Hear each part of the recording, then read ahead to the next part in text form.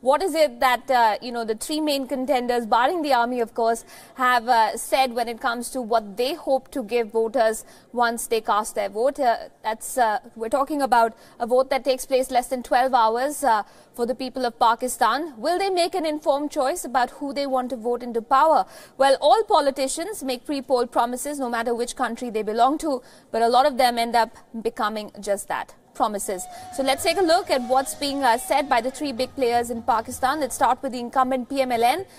The party is in trouble with the lack of a powerful leader and the conviction of the former Prime Minister in a corruption case. The PMLN has to make an extra effort to bring the votes in. Let's talk about what it says when it comes to reviving the economy. It promises to revive top-gear economic activity, increase the GDP growth to 7%. It also intends to increase tax to GDP ratio from 13 to 18% and develop socio-economic zones to boost industrial development. Now, the PMLN also says it wants to improve healthcare and expand Nawaz Sharif's national health program by enhancing 20% annual healthcare expenditure. Shehbaz Sharif has also promised to implement a malnutrition reduction program if voted back to power. Now, other highlights include interest-free loans to 2 million entrepreneurs, disbursing loans to 2 million persons with disabilities, and creating a world-class railway system.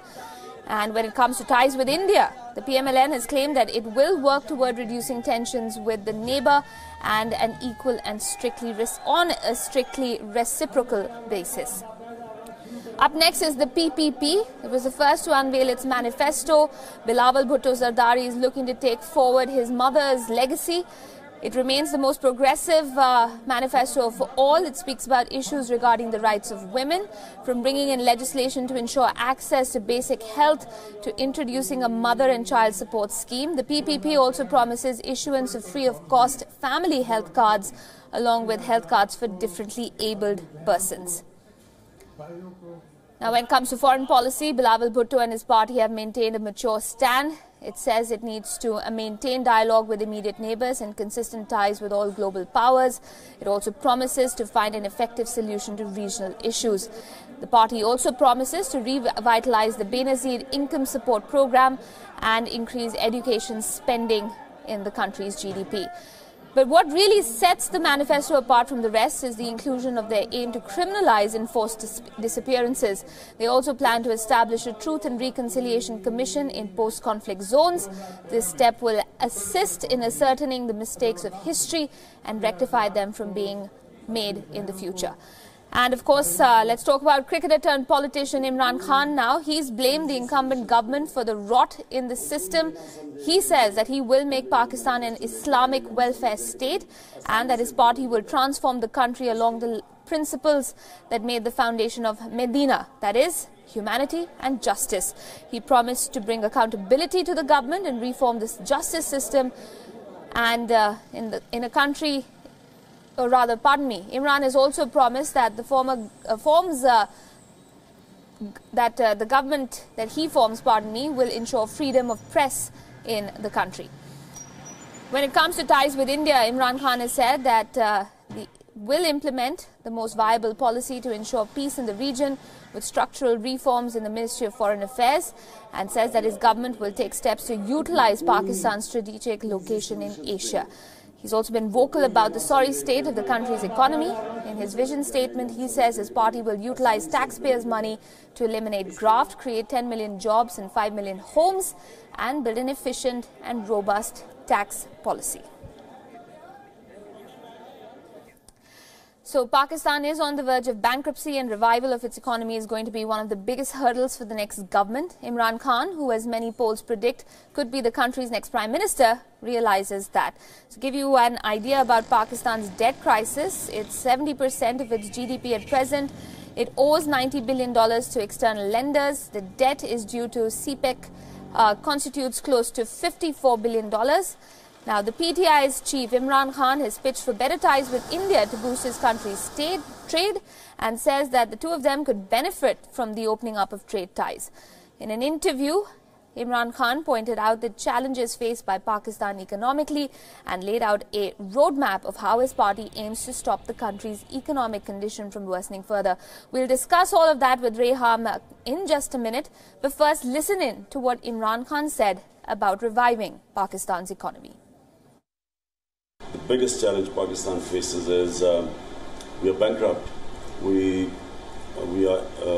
have sunk into debts.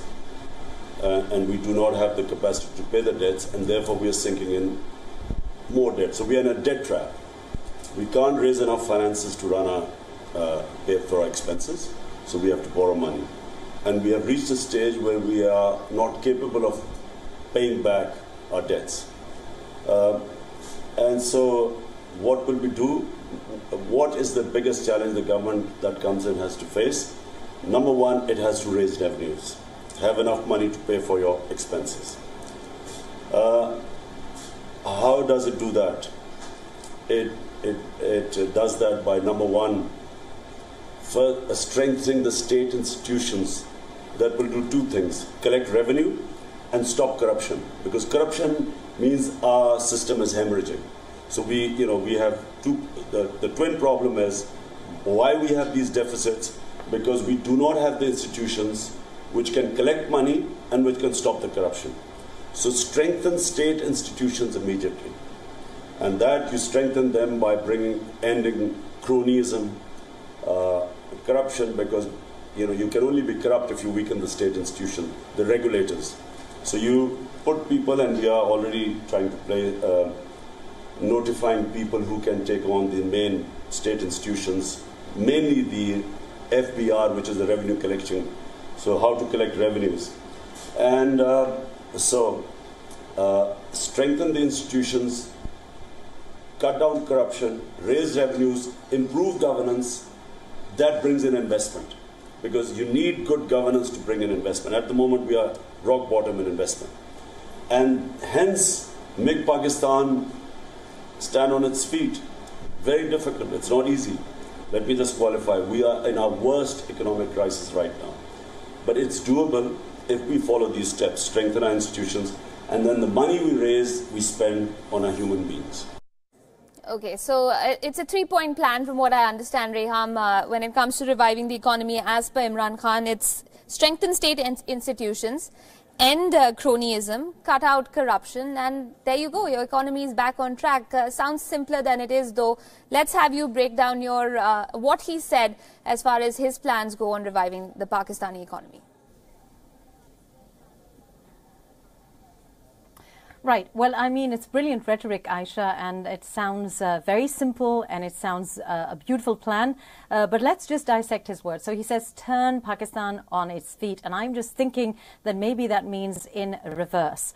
So let's dissect the last 5 years of his governance and of his politics. So we have the CPEC, the biggest project in Pakistan, over $46 billion invested in Pakistan, the biggest investment by another country in our history. What has been the main bone of contention? Well, the Chinese have felt very, very uncomfortable because of the persistent sit-ins, the dharnas, and that has cost a lot of people a lot of heartache and, of course, a lot to the economy, because if you have constant rioting and if you have constant civil unrest and if you have chaotic situations, businesses feel insecure when they want to invest in a country, and that has been directly related to Imran's protests in the last 5 years. A 126-day protest in the capital meant that we had to cancel quite a few Chinese visits. I can also give you a little bit of inside info. Through my time in Banigala, I was approached by a delegation of the Chinese who wanted me to be the messenger to convey the message that really you need to allow us to progress with the CPEC. So they had these concerns. The Chinese do not feel any confidence in this leadership under Imran.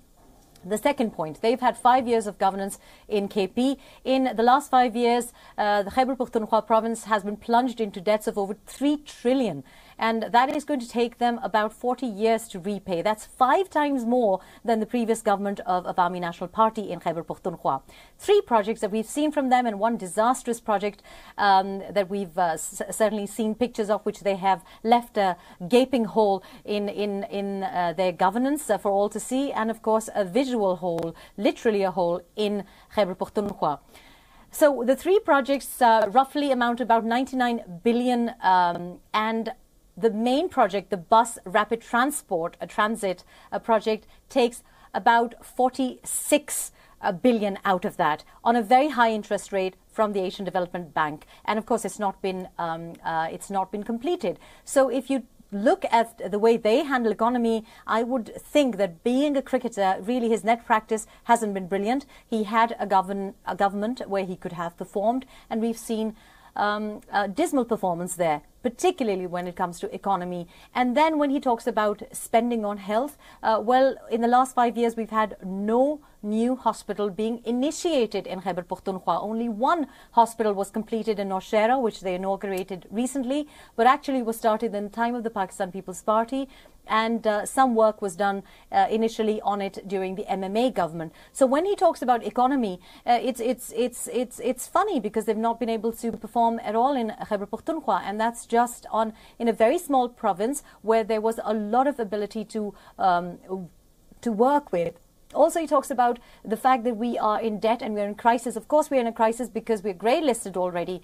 And what do investors look for? They look for security. So if you're grey listed and then you take the extremism card and the blasphemy card, you're not building confidence for foreign investors. You're not building confidence for investors within Pakistan. I know a lot of businesses who have actually started to sell up and leave, because they say that in this extremist regime, we will not be able to make any money. So trade, when they talk about trade, I'm sorry, but there needs to be confidence for investors to come in, and they are not looking to invest if there is going to be militancy mainstreamed in the parliament, and Imran is going to side with the extremists, which we don't want to go into detail because we've covered this before as well on the show. And finally, with the India trade, well, today the top trend in Pakistan is Balla Ghumao, Bharat Bhagao, and that is from the PTI. So no surprises there. So, and he's openly, in a very frustrated attempt yesterday, it's not gone unnoticed that he has blamed Indian media, and he was almost complaining and lamenting why India is so anti him. And he doesn't seem to see that it's because of these sort of Twitter trends which the PTI is running, this sort of India bashing. So how can you have a pro-India feeling when the last 5 years you have been calling Nawaz Sharif Modi ka yaar, and you have been blaming him and his government for a very pro-Indian subservient sort of image. So it's these things are all recorded and we have seen those. So that needs to be, of course, seen as past track record, and that doesn't go in his favor. Finally, with the cronyism, I mean, how does he, it's very rich coming from him talking about cronyism when to his right we have a disqualified General Secretary still working practically, taking all the decisions for the PTI. That's Jahangir Khan Tareen. Isn't that cronyism? Isn't Alim Khan cronyism? Isn't the fact that these houses that he's just announced with Anil Musarat, a UK investor, that's the gentleman I mentioned in the beginning of the book who offered me kitchen money. So when we talk about cronyism, I think we haven't forgotten that actually if you look at cronyism, Imran really is pointing fingers at, it's like it's pointing fingers at other people where he's forgotten what he is carrying around. He has a lot of baggage. As far as corruption is concerned, of course, we have the General Hamid scenario where the Accountability Bureau in Khyber Pakhtunkhwa was basically defunct because nobody was listening to him. So he doesn't have a brilliant track record. When he talks about the media and liberties, well, we've seen a very fascist approach. During the last 5 years, we saw him boycott the Geo broadcaster throughout much of the first 2-3 years of his governance and when the party came into power, and it was only because of a small misunderstanding. Now we've seen that any television channel in Pakistan that dares to cover his ex or interview her is taken again. to task, and there is this fascist approach. So unless and until you say something pro-Imran and pro-PTI, there is a fascist approach by the party towards that media outlet and towards these print publications as well. So when he talks about liberal attitudes, he is the one who's gone on record and defamed media outlets, as well as calling the liberals the scum of the earth. So I think he forgets what he says on camera, on air, on record, and then this is rather rich coming from him. Interesting. I mean, his position, the way you've broken it down, it seems almost diametrically opposed to the sort of rhetoric that we've seen come out of the PTI. Can I ask you also, since we're talking about, you know, election promises and manifestos as well, we've broken down the PTI and, of course, the man associated whole scale with the party, Imran Khan. But you heard, I brought up, you know, the different factors that the PMLN and the PPP have promised to voters as well. As an analyst, as a journalist who's covered the elections in the past as well, which one of these manifestos do you think seems the most in sync with what Pakistan needs today, which is the most wholesome and yet realistic at the same time? Well, again, let's look at the track record. So when I mentioned that there's not a single hospital in KP for the last 5 years, equally there's a fabulous burns unit in Punjab, and there's a women's protection bill, which a lot of people are hailing as a huge progressive step for a right-wing party. Don't forget that the PMLN was considered a right-wing party. They're not perfect, and there's a lot that needs to be done. Their performance in human capital development isn't brilliant, but of course it's much better than the Pakistan People's Party, and this is why the AJK result was not only a defeat and a win for PMLN, but it was actually a crushing defeat for Pakistan People's Party. It's true that anyone who has the government in the centre will fare better in Azad Jammu Kashmir. However, the people of Azad Jammu Kashmir were very upset about the lack of governance during the Pakistan People's Party's time. What the Pakistan People's Party does is they have, you know, we see Bilawal saying as well the right things. You know, he talks against hate politics. I think he's talking about reconciliation also, and I think he is in that anti-India. But what we really see is no performance on the ground. So it has been dismal across Sindh and particularly in Karachi as well. They have picked up recently, but it's too little and too late, really, for Pakistan People's Party. A lot of Pakistanis actually are very happy about the infrastructure. Many people, the elites, might have a problem with the metro and the Orange Line and the constant road investment on road networks by the PMLN, and it is seen as something that is easier to do, and there are kickbacks, of course, associated with these projects. But it is infrastructure. So one can argue that although they might not have created a lot of jobs, which is my main bone of contention with them, I really think that the main problem with Pakistan is the fact that people do not have jobs, and it's true for Punjab, it's true for KP. However, people that we speak to on the ground, grassroots, suggests that people say that if there is a road, they can make their way to a better job, to a better career, to a better job opportunity. And in that respect, PMLN do score quite a lot of brownie points. They do score a lot of brownie points when it comes, and also the Women's Protection Bill, because this is a huge problem. One of the things which is quite sad about the other provinces is the fact that I think that the voter turnout for women is going to be very low, and it's because they haven't invested in women that much. To be fair to the Pakistan People's Party, they were the first to come out with the Women's Protection Bill in Sindh, and they criminalised it also at the time. But the Women's Protection Bill in Punjab is far better than that in relative terms. Of course, the Women on Wheels is something that that is gone down really well with the voters. The metro in Rawalpindi is a huge boost to women voters in the constituency. In KP, we don't see any measures. We don't have a women protection bill. We haven't got that sort of women representation. And one of the factors that will be, I suppose, key in these in these elections will be the power of the women vote. And that is, of course, again relative, because there are places in KP and Balochistan, of course, in Sindh as well, where it isn't all that easy for women to go out and vote. So PLN come out the top. Allow me to come in. Sorry, Rehan, to interrupt you. That is something, in fact, that I want to stop you there, because I want to talk about women towards the other segment that we have planned, specifically about the problems that women face when it comes to going out and casting their vote.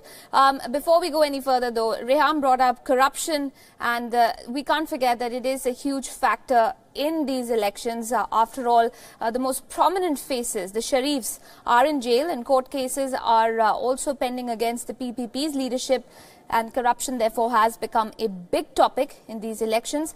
But will it impact the vote?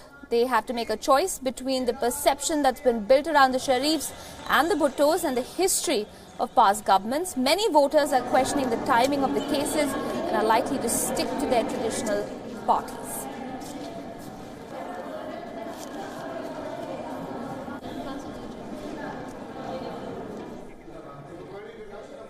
Right. Let me go back to Reham on that note. Reham, the big C word, corruption, of course, has gained a lot of momentum in the run-up to these elections. Of course, the Sharifs being behind bars has sort of brought that to roost, I suppose. But the question I wanted to ask you is whether Nawaz Sharif is perceived to be more corrupt than others who've, held position of power in Pakistan in the past. Well, the simple answer to that is no, and I think it's more than that as well. I think it is because people are, when you watch, people who are not the elites or the intellectuals or the Oxbridge graduates, when you talk to them, they are not too bothered about the Panama case as well. And of course, this is not the Panama case as such. It is, we must remind our viewers that this is the Sharifs being put away on a technicality. And so I think it doesn't bother the electorate.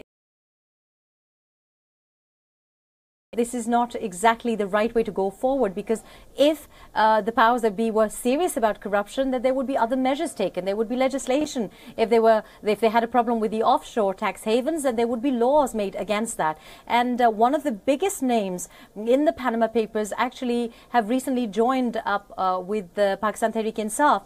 We've also seen throughout our history that corruption has been a convenient excuse to get rid of the politicians when we want to get rid of them. So we use it against Benazir Bhutto, we used it to put Zardari away, but we've never really made any progress when it comes to stopping or curbing corruption. One of the biggest concerns that I have, because it's very clear that the establishment doesn't want to give absolute power to anyone, be it Imran or Zardari or perhaps a new suggestion as a Prime Minister. The model that a lot of people, I suppose, agree on is the fact that the establishment or whoever the planners are want a hung parliament. Now, what happens with a hung parliament is that you can't actually get the majority behind you to pass, say, for example, a women's protection bill or something that is going to bring about a positive change in the law. Something that's very dear to my heart is the child marriage laws, and I think that a lot needs to be done, although we have made some progress there. But when it comes to corruption, so in a hung parliament, whether it's in the Provincial Assembly or the National Assembly, it's very easy to agree on projects which are smaller, where there are kickbacks. For example, the plan of a new road network, for example, a new infrastructure project. And that is the problem here. Corruption, I think, isn't the reason the Sharifs have been put away. And it's not only Imran Khan saying that, a lot of people on the street are saying this. In fact, the Nawaz Sharif family has to be given credit that they've turned the narrative to favor them. And they have projected a very positive narrative about them, and they have projected a narrative that they are being hunted down, and they're being hunted down because they're too powerful, and this was the only way to clear the race for Imran. And so I think nobody is looking at it as something done towards curbing corruption in Pakistan. Everyone seems to think that it is a case of just getting rid of the Sharif surname, and particularly that of Nawaz Sharif and Maryam Nawaz Sharif, because they have stood up in defiance against the establishment for the first time in Pakistan's history for any politician to do so. So I think that it's a game of perception, but this game of perception, so far, it seems that the Sharifs have won the perception game. All right, that's really interesting. And so I can't help but ask you, is it safe to say then that since the Sharifs call Punjab home and are almost synonymous with Punjab, is it safe to say that a number of those people that espouse this view, that think that there has been some sort of hunting down of the Sharifs that has taken place, are from Punjab, and that's significant because the bulk of the vote is going to come from that province? I think, Aisha, that across Pakistan everyone knows that, and I think even PTI knows that. What is sad is that they're not upset about the fact that it's not a level playing field. When you look at the tweets and when you speak to people, they know what's been happening. It's not a secret anymore, and it's sort of very blatant. But regardless of that, they are very desperate to win, very much like their leader, and that's a very sad statement to make about the Pakistan Tehreek-e-Insaf followers and those who've jumped now into the boat. And if you look at the people, I was just looking at the list of people, and over 40-50 of those names were, it's just recycled politicians who've been with Zulfikar Ali Bhutto, then they were with Zia, then they were with Junaid. So it's very much a party of status quo.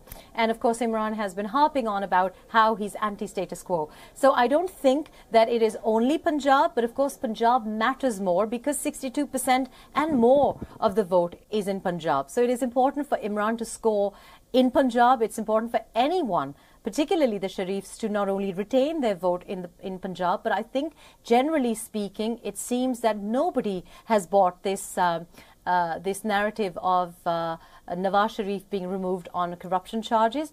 I think the word on the street is that it was a personal vendetta, that they had to get rid of him, and so they've used this this ploy or this tactic to get rid of him. Also, a lot of people believe that this is really to do with the CPEC as well, and a lot of decisions which are going to be taken in the next 5 years, and they think, and word on the street again. So I'm not talking about intellectuals, I'm not talking about analysts, I'm not talking about journalists, I'm talking about voters, I'm talking even about women. They know in rural areas, women that I've spoken to, that they think that Nawaz Sharif has been taken care of, not because of corruption, but because he had too much power and he was defiant, and this was because of a civil-military tension. So whether this is true or not, but that's the general perception. And of course the Punjab perception matters the most. Okay, so voters, I mean, there are so many powerful personalities that come up when we're talking about Pakistan. I sometimes forget that the real power does indeed lie with the electorate, with the voters. So let's talk a little bit about the real issues that seem to be getting buried among all of these allegations. The top trending topic for Pakistan, for instance, is the PTI slogan that Reham just brought up, Balla Ghumao, Bharat Bhagao, but also Niklo Pakistan ke khatir. So basically, which translates into get out and vote for Pakistan. So what exactly are the challenges that the country faces right now? Number one is, of course, terrorism. More than 200 people have been killed already in terror attacks this election season, and yet Pakistan's been shying away from addressing the root cause of terror. In fact, many a terrorist is fighting that very same election. The second, of course, is the economy. Pakistan may have to seek a second IMF bailout in 5 years if it fails to take corrective steps.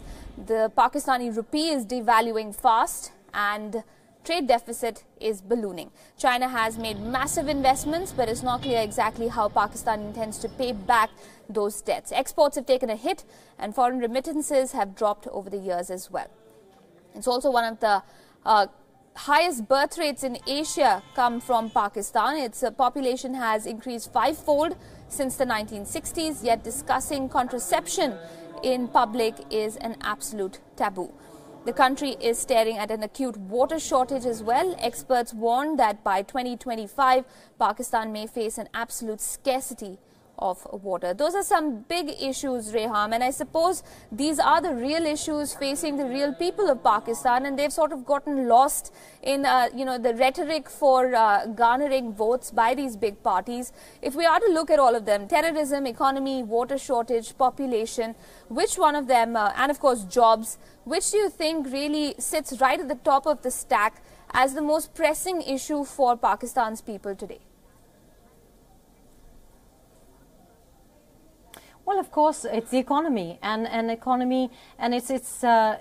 quite sad when they use this rhetoric and they're not fooling anyone. I'm happy to report that people are not buying the rhetoric. Jobs are the main problem, and as we mentioned yesterday, we have about 65% plus of our voters are under 30. Many of them are, of course, men who are roaming about with degrees without any jobs. So jobs, and again, if investors are not going to come in, if the currency is going to be devalued, we're looking at some projections that by the end of the year, the rupee may crash to 145, and that's a very, very dangerous prediction. But I think it's looking like a sad reality that's staring us in the face. And why is that? Because economy cannot be fixed overnight if you have this extremist image, if investors feel unsafe about investing equity into Pakistan. If the Chinese feel unsafe, imagine what new investors will be feeling like. Of course, the character of a leader has a lot to say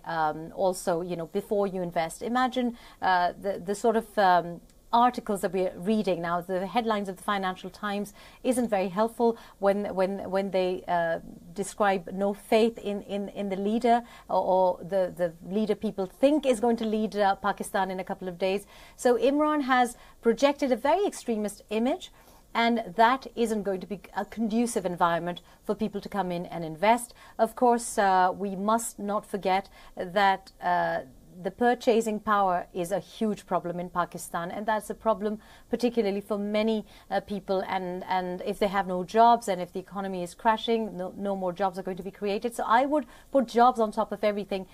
And of course, health. So I have a personal interest in maternal health, and I can report that in Tharpaka, for example, I have seen women with 10 to 15 children per woman. In fact, I met a woman who was 40 and had 25 children. Now, this is Sindh. Wow. And this is, of course, traditionally been with the Pakistan People's Party, a liberal left, so to speak. And she was still alive. But this is the reality. We have younger women getting married and then multiple births, and really the lifespan of these women, or the quality of life that they have, is very poor. Nothing is being done about it. I can quote a personal example that there is an area in KP where there were 47 basic health units on paper, but I was still forced to open a prenatal pregnancy advice care center because there is nothing. Most of these areas are mountainous.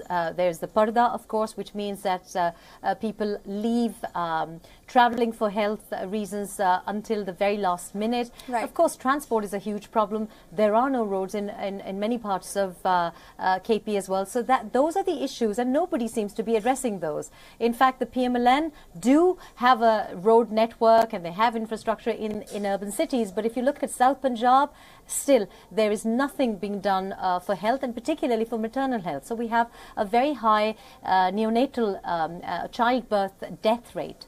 Okay, and since you did bring up something that is close to your heart, I want to also get your opinion on your experience covering the elections last time around. But before I do that, let's take our viewers through what exactly the various regions voted in when it came to the pass. Punjab, as we know, is where the PMLN is expected to do well, as it has before as well. The PPP is hoping to do well in its stronghold of Sindh, while the PTI, it appears, will do well in Khyber Pakhtunkhwa. So let me ask you, Reham, what are your expectations from the various regions, specifically keeping in mind your experience as a journalist covering the elections last time around? Well, I mean, last time it's sad that it's not looking much different than the Pakistani elections back in 2013. I was new to the country and I made sure that I would travel the length and breadth of the country. I have an attachment with, of course, my region, Khyber Pakhtunkhwa, and my mother's origin, which is from Balochistan. So I found it very sad that there was, again, in 2018, we are looking at pre-poll rigging, the fact that Pakistan People's Party and the Awami National Party are not allowed to campaign as openly and as fearlessly as, say, the PTI. It's very similar. Once again, it's a similar picture in the Peshawar Valley. It's a similar picture in Bannu. It's a similar picture in Balochistan. And I mentioned on yesterday's broadcast here that none of the political leaders have actually even ventured into Balochistan this time. So I think it's not looking very hopeful. As we mentioned at the top of the program, that it is looking to be quite a dangerous situation around the time of the polls tomorrow, and that is going to, again, the perception of fear is going to cause a lot of problems when people decide to vote. There is voter apathy anyway. What I found quite sad last time round was also that in Balochistan, I mean, I was literally having to dodge rockets, and I say that literally because within minutes of crossing a road or leaving an accommodation, there would be a rocket launched, directed at those offices, and that was mainly in Balochistan. We're looking at a very subdued campaign in Balochistan once again. It looks like Pakistan Tehreek-e-Insaf is going to get a free rein to campaign in Khyber Pakhtunkhwa, but this time round, if the elections are fair, if the elections are allowed to be conducted where the voter has the choice, then I think that the PTI is not going to do all that well in Khyber Pakhtunkhwa. One of the reasons is the fact that the women are not really too eager and enthusiastic about coming out to vote. 2013, they were really keen to vote. It's quite sad because, of course, the Pakistan Tehreek-e-Insaf relied on the women vote last time as well, and the women engagement, that was something that we gave them credit for. In Khyber Pakhtunkhwa, it's looking like a very MMA-style dominance. So we're looking at religious parties dominating, and this might be one of the reasons where Imran has seen it as the best tactic to ally himself with Maulana Samiul Haq. Of course, his son has been awarded a ticket in Nowshera, which is a Chief Minister KP's home constituency. So I think that they're looking to retain Peshawar Valley with the recent martyrdom of in the Bilor family in the Peshawar city seat. I think it might actually go in favor of Pakistan Tehreek-e-Insaf, but generally speaking, Pakistan Tehreek-e-Insaf has a very, very poor record of governance, and people are not very happy about their performance overall in KP, and that might actually, I think one of the things which is very important to say is that some of the reports suggest on the ground that this time round Imran's own seats might be a huge problem. So we're looking at some of his, for one of the things that he's done very odd about this campaign is the selection of the constituencies for him. Whoever suggested these constituencies has perhaps not done the homework, or maybe he's been guaranteed support in those constituencies. But the Lahore seat is a very strong seat with the PMLN, with the Railways Minister Khwaja Saad Rafiq. That, I think, is going to be very tricky for Imran himself. The seat in Islamabad is going to be very difficult with the Prime Minister who's just stepped down, yes. Shahid Khaqan Abbasi is up against Imran. So it's looking very, very difficult for Imran, particularly even individually in some constituencies.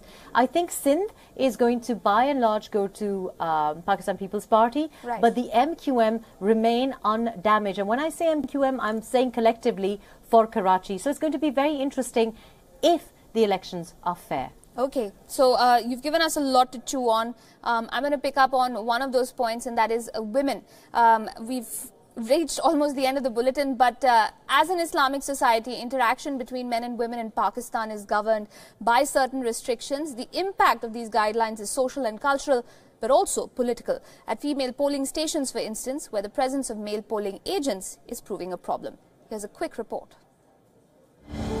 The Pakistan Election Commission's latest order has ticked off the main political parties.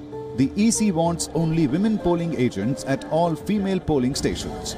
The timing of the announcement only days before the elections has aligned the PPP, the PMLM and the PTI in questioning the order's timing. The PPP's General Secretary had this to say about the decree. I quote, "The latest order is an explicable departure from the past practice and aimed at leaving female polling stations entirely at the mercy of official polling staff without necessary oversight by the representatives of political parties." End quote. The parties claim they have been given little to no time to train women polling agents. The problem is this: female election workers are in short supply in Pakistan. Therefore, parties train male polling agents after reaching agreements with contesting candidates. These agents belong to the same locality and are often members of extended families. Therefore, their presence doesn't cause discomfort to women voters. The parties are also miffed since army personnel posted at polling stations are men and unknown to female voters, begging the questions of why known males will be barred from acting as polling agents. For the main parties, this diktat means the scales may tilt against them in the rural landscape. But there are no laws under which the ECP can mandate the parties to appoint only women as polling agents, begging the question, will the directive be carried out in letter and spirit? Bureau Report, WION. All right, Rehan, before we close, this is of course another issue that's come up, especially for women voters in rural areas, in addition to a number of other hurdles that they already face in going out there and casting their vote. What, in your opinion, is the role of the women vote today in Pakistan's elections, and how important is it going to be for the three main contenders, especially the PMLN and the PTI? Well, I mean, this is, for me, the most important factor in these elections, and this is something that, of course, I've been a huge supporter of, and I can happily report to you that in 2013 we had a lot of women engagement, and we have a lot more registered women voters today in Pakistan. It's not brilliant, but it's a huge, huge improvement from past years. So both in the Punjab and the Khyber Pakhtunkhwa, we have 25% increase in the registration of women voters. It's a little bit less in Sindh, and it's of course much less than the 22% increase in male registration of votes since 2013. But here's the picture. So we have the ECP making these regulations only days before the elections, and just a couple of days ago I was really quite upset because Waziristan, which is seen as a very remote and a very conservative and a very backward area, actually I've been working on the ground there. And one of the most vibrant, I think, characters coming out from Khyber Pakhtunkhwa, Mohsin Davar, is contesting there as an independent candidate, a very forward-thinking, progressive lawyer. And I've been working on the ground with him for the last 4 years. And I saw that there are a lot of unfair decisions taken there to make sure that women will face quite a lot of hurdles and obstacles. Now, this area observes strict parda, but women have been very enthusiastically engaged in the election campaign and even before that. So having women polling agents is very important. So I think that the ECP has taken a brilliant decision. I think that the Pakistan People's Party or other parties, if they have a problem with it, is because when a women women voters coming into a polling station and they're surrounded by women might not be able to be forced into choosing the vote that they want to. So it's actually supervision. I'm quite happy about the fact that they do not have any known male tell them to vote to their liking. So I think it's a good decision. I also can report that because of this voter apathy, particularly for women in KP, 51% of women in KP say that they're not really that interested in voting this time round in the elections, and that is quite a sad fact, because of course women can make the difference, and if they do not come out to vote this time, it is going to damage the result for the nation, not really for any party in particular, but it's very important, and we have to close the gap. The gap has to be closed because more women voters mean more women voices and better probably selections for us. But really, none of the parties have actually worked towards enabling women voters, because remember, it's not only the registration and it's not an Islamic constraint. It's actually a cultural constraint which is used for political parties or political candidates benefit. So you have to remember also that this time, if there's a risk of terrorism or there's a risk of delays, it's very hot weather, severe conditions in Pakistan. And if there's going to be any sort of rigging on the day, one of the rigging methods could be delays in the voting process. And if you imagine women with young children or elderly or young women standing in queues for a very long time waiting to vote, then many families, many males in the family may not permit them to go out and vote because they think it's either dangerous or a very prolonged procedure, and of course the heat isn't helpful.